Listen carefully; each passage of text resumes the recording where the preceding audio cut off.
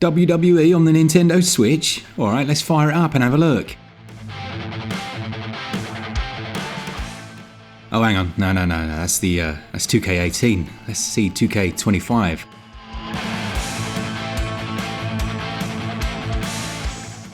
Many of you, like me, will have been there 7 years ago when 2K18 released on Nintendo Switch with appalling performance. The whole thing ran in slow motion. Now, despite this, whatever you may think of it, visually it had some nice touches. The intro scenes, they looked okay. The original hardware just couldn't keep up. So 2K25 is out on Nintendo Switch 2. I was very keen to dive back in, see if the new features had improved the experience. How does it run? Will this one reign supreme? Or are 2K gonna have a mutiny on their hands? Well, my name's Mark Walker. Welcome back to SwitchUp. Now let's find out.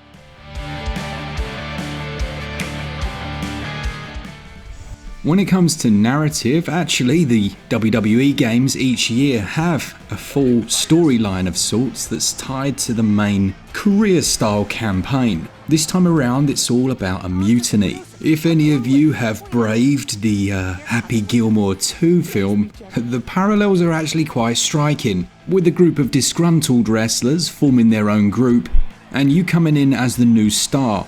This can be of your own creation, and my goodness, we spent about 3 hours creating the future wrestling version of one of my kids, who is already a giant amongst his peers, and my daughter who's obsessed with cats. I'm sure you can work out which is which. The storyline offers you a variety of choices. They're pretty rudimentary, but it does encourage you to replay to find different paths and avenues, and it feels exactly like a Saturday morning watching WWF as a child, even down to the very wooden, robotic and slightly hammy acting by the voice actors.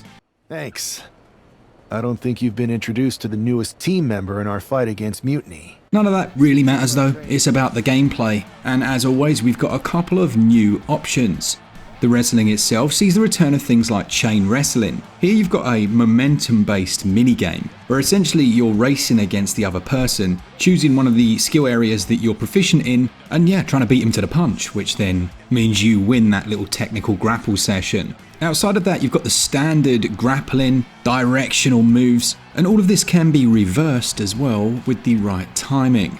In fact, there's an extensive tutorial for those who haven't played the games in a while that will go through every single mechanic, and my goodness, since the days of SmackDown, they have added a bunch in. For players who have been there for the last few outings, most of this will be the same for you, but still I was impressed to see that you could do things like rip apart the comms desk and use it as a weapon, and the aerial attacks seem to have been improved, allowing you to walk onto the barriers precariously before jumping onto your opponent's head. There are some new match types here. You've got the Bloodline Rules match. This is based on another central theme within the game, that there's this bloodline that's run through. You've got Underground match and Gauntlet match as well. There are options to customize match rules, so you can create your own experiences to a degree. Throw in all of the matches that were previously available, and the ability to have intergender matches, which allowed a certain brother and sister to play together, which went about as well as I expected.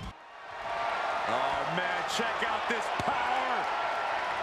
The gameplay systems go further with things like submission minigames, seeing quite the overhaul since the previous versions, but I did find the button spamming and the way that this momentum shifts the longer it goes on, not to be unfair, but it did make certain times completely impossible to win. Yes, that's by design, but it's almost not worth having it if you can't win it. There are a bunch of new weapons in here, things like the giant prime bottle, juggling pins, carnival hammers, and in a equality move, women can now bleed as well. Now, I mentioned the Bloodline Dynasty. This features many major moments that fans of SmackDown or Raw will be familiar with, but you've also got things like the Island mode. There's an open world hub here, and that features things like quests, side matches, different events, and almost makes like an MMO with the wrestling skin on, a little bit similar to the recent Street Fighter game that we reviewed that had its hub area for the online sections of play as well. With multiplayer, you've got the MyGM area that allows you to do up to 4-player online multiplayer sessions, taking on a more managerial aspect. There's a trading system, and I'd say if you're coming to the games after a long hiatus, you're going to really feel like they've added in so much while keeping the most important part, and that's the wrestling itself. It feels fast paced, it's actually slick, and it uses a counter system that actually makes a lot of sense. It does allow for some button mashing, so the counter system, you have to press a specific button at the right time and that flashes up on the screen momentarily. You gradually learn how to counter each move, so while you might get lucky with the button mash, you're also going to really struggle if you're playing online or when you get into those tougher fights. So it means real skill progression, and although you can put points into skill areas to improve those, the main component's going to be your own ability, unless you get completely spam locked by multiple assailants. Given the giant amount of different control options,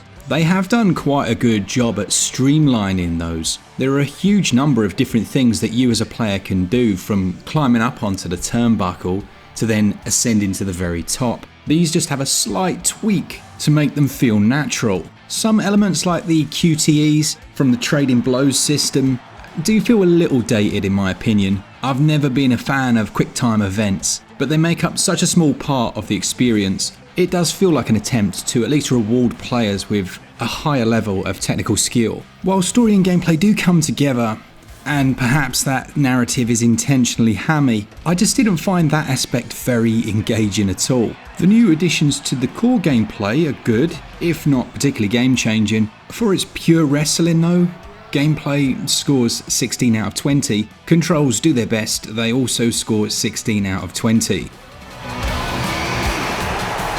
Now, despite running at 60 frames per second, which was a very welcome improvement over the original Switch 1 game, I do have a couple of gripes. Now let's first start with the positive. Compared to the other versions on other platforms, the Switch 2 actually holds up surprisingly well. Things like ring walks, character customization and designs, they look surprisingly good in motion. When looking more carefully, you can see that it's not native resolution. Things like aliasing on character edges, they're quite prominent. I do find it a bit disappointing when these games don't carry their frame rate over to the menu areas. So for example, when you're customizing a character, there's no reason in my opinion that shouldn't be running at 4K 60 with the highest quality character models. But I still see some slight loss in quality here. Not a huge deal, it's just there's no reason for it. Now while those matches do run at 60 frames per second, I haven't seen anyone mention what in my opinion is quite a big issue. Some moves, like your finishers, they come with a camera switch and a focus specifically on the move and the characters as well. Now for whatever reason, this switch shifts to 30 frames per second. And it's incredibly noticeable. That sudden move from 60 to 30 feels quite jarring. In fact, the only way I knew I'd done my specials half the time were because it suddenly went to 30 FPS. Is this a huge deal? No, it's not. Is it on other versions? Well, I don't know. Outside of performance being mostly okay, we do have reduced reflections. You'll notice some blurring in the crowds, a couple of minor visual compromises. While generally quite good, there's a lot more that can be done by developers. And if it was a small indie, I'd say, well, they haven't had access to dev kits and things like that, but that's clearly not the case for someone like 2K. Handheld performance is the same as well. It's an enjoyable way to play the game on Nintendo Switch 2, which takes us onto sound and audio.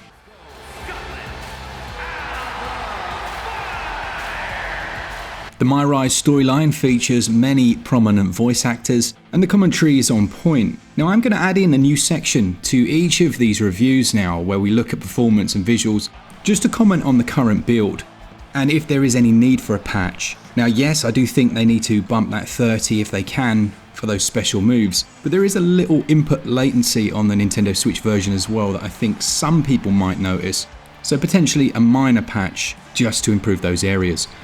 Visuals and performance score 16 out of 20. Sound and audio scores 18 out of 20. The base version of WWE 2K25 is £60 in America. There's a physical, but it's a key cart, so it's not even worth talking about. But you can actually spend £120 on the Bloodline edition. That's around 160 US dollars, by the way, maybe even more, which you'll find is filled with things that 25 years ago would have been in the main game. Of course, the game also has its own virtual currency, which you can win for your normal fights. I believe you get about 150 per win. Or you can pay $10 and get about 30k. When you consider that a lot of those cosmetics are about 18,000, It doesn't really matter that you can earn that currency in the game, you're never going to save that up. And areas like the island feel very pay to win because you have to grind for that VC to improve things like your attributes, unlock your special moves, or upgrade your gear. So essentially it becomes who online wants to waste the most money to gain a competitive advantage, and that's not good gameplay design. It shouldn't exist. The second one of my kids comes and says, "Oh, can I spend some currency to do X?" And if X is related to gameplay, which it was in this instance, I'm like, no, that's absolutely rubbish. It's really sneaky and I don't like it at all. Throw in the game keycard aspect, it's a mess. Now, if you were to buy this on a sale, just the digital version, and enjoy the single player experience and not spend any money, it's a good wrestling game for sure, but value takes a hit and will do so the more they push for this virtual currency centric environment. Value scores 8 out of 20.